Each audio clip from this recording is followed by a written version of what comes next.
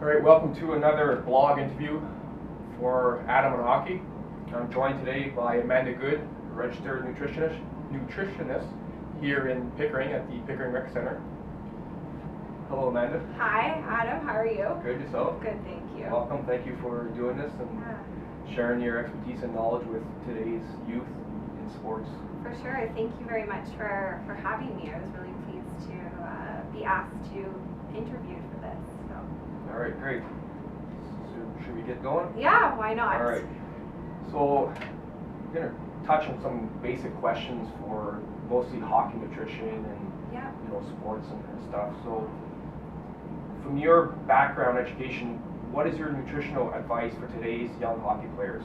Yeah, so for today's young hockey players, first of all, it's great that they're getting involved with sports so early to develop such great skills and develop good health and fitness routines. But nutrition can often be really challenging because not only do we have to support their growth needs, but we're also trying to support their sport performance needs. So there's a few key things that young hockey players need to be a little bit more aware of, and even some of their parents and guardians. And that's, first thing is the amount of energy that they're getting, meaning calories. We want to make sure that they're getting enough energy from the foods that they're eating, because they tend to have higher energy requirements. So that may mean they end up eating more snacks or meals more frequently. The other thing that's really important to help with performance is that making sure the bulk of their diet is focused around carbohydrates. So carbohydrates is actually the main source that our body uses during sports. So carbohydrate foods would be anything like grains or legumes or fruits and vegetables and milk products. So that's another thing that they would want to focus on for performance. Also making sure that they're getting lean protein sources to help with building and repairing any muscles. So your protein sources would be poultry and meat and nuts and seeds and eggs, so they would want to focus on that. And as well as making some lower fat choices, just to make sure that our body is going to be using the carbohydrates and protein as our fuel source instead of going towards fat. And then lastly, staying completely hydrated with lots of fluids. That's another part of sport performance. Okay, great. When you mention chicken and eggs, the chicken you would recommend skinless chicken? It can really be what they prefer, but it tends, if you can go for a leaner source, so coming from the breast tends to be a little bit better. But I always say variety and balance and moderation is huge. So if you prefer chicken legs with skin, then that's okay too, but it's just changing it up from time to time, so that you're getting different nutrients from different food sources. Yes, and moderation is key. Moderation is key, yes, definitely. Okay. And then the hydration, what is your number one recommendation for a drink? Would you water over the sports drinks or coconut water? Or? So I would definitely say water is completely effective for replacing any kind of nutrient and fluid loss during a game, let's say for example, or a practice that is anywhere between the an hour mark. Anything more than an hour, you would want to be going towards more of a sports drink, so like Gatorade or Powerade. I know coconut water is a hot topic right now, but I think there needs to be a little bit more research as to whether that's going to really effectively replace your electrolytes and fluid properly during games, just because the sports drinks are properly made to have enough sodium and other kind of electrolytes and sugars to support sport performance. So I would maybe hold off on the coconut water just right now. Okay, perfect. Yeah. All right. What would be some of your pre-game nutrition tips? Yeah. So pre-game, you're really focusing on making sure that you have enough energy as well as enough fluids to stay hydrated throughout the game.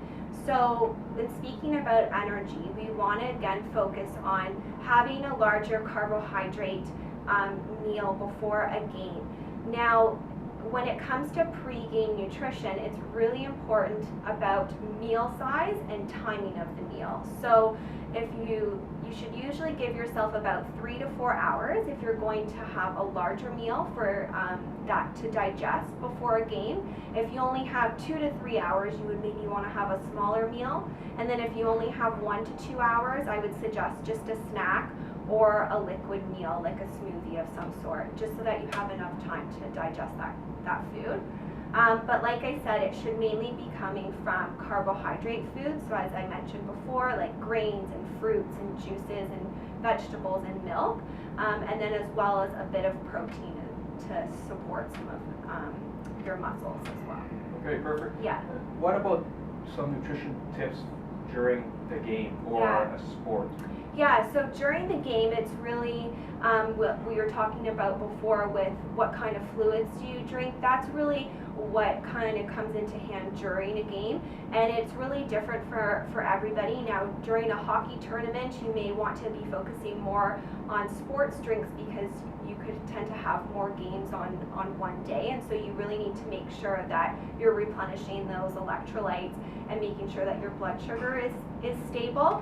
But for a practice, let's say that maybe might not be as intense, water would be completely effective during that time. But other than that, you really don't need to be snacking on anything during a game unless you really feel the need to. Okay, and like obviously after every shift to really get some, few mouthfuls of water. So definitely you want to be drinking pretty much as freely as possible when you come off your shift. So usually a couple sips is plenty, just to replenish the fluid that's been lost. And if you're drinking a sports drink, you'll replenish the electrolytes and the sugar that's being burnt off too. Okay, perfect. Yeah. And now, what would be some of your tips for post-game? Yeah. So post-game now is basically recovery time.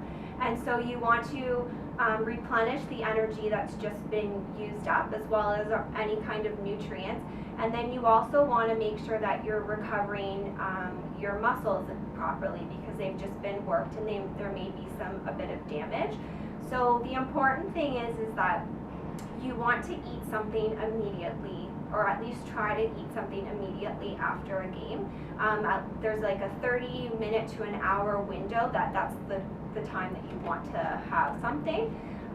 So if you don't have time to go home and have a meal, at least have a snack with you, and that would be something like, fruit with a bit of milk, or fruit with some yogurt, a little bit of some carbohydrates with a bit of protein, and that's to help repair some of the muscle damage that's happened.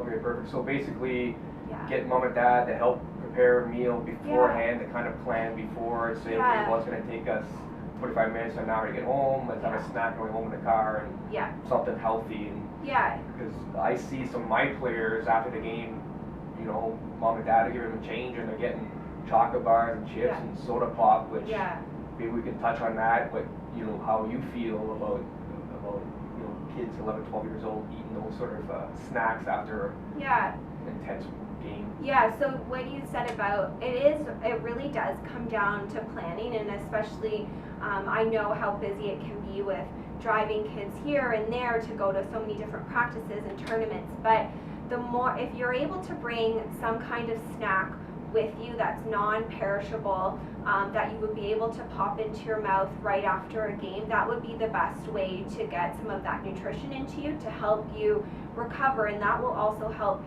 with your performance later on for the next time when you're ready to go. But also make sure that after that snack, still resume your meal at the next meal. So you would have a snack and then still have your meal later on. Okay, perfect. Yeah. Now, what are some of the dietary requirements for a hockey player? Yeah, so the dietary requirements can really vary depending on their age and their gender, and especially how active they are with hockey. I mean, I know it ranges from very much to house league to really high elite hockey. So that would also play a part. But I really focus on, making sure Canada's Food Guide is actually a great starting point for making sure that you're getting enough of the different kinds of foods, as well as making sure that you're getting some vitamins and minerals that are appropriate to help with growth and sport performance. So that would be a good starting point. But when it comes down to it, for young hockey players, they're generally going to have to eat a little bit more than their friends that are not maybe as active. So just focusing on making sure that they're maybe having a little bit extra snacks and meals, and that they're well balanced. So coming from those 4 food groups from Canada's Food Guide would definitely help. Okay, so basically just keep the system, nourished and help boost the metabolism. And and I mean, those 4, when I talk about the 4 food groups from Canada's Food Guide, that comes from fruits and vegetables, your milks, your grains, and then as well as your meat and alternatives. And that really ensures that you're getting nutrition from so many different sources and meeting all those vitamins and mineral requirements that are going to help with your performance for hockey. And I'm also all about, there's no such thing as good foods and bad foods. I really promote balance and variety and moderation, and that in itself will make sure that you're, up to speed with your sport performance. Okay, perfect. Well, listen, I think you've supplied us and my viewers with a lot of great tips, and I thank you for taking the time. Thank you. To answer some of the questions, and hopefully kids out there listen and it helps their on ice performance. Yeah, I hope so too.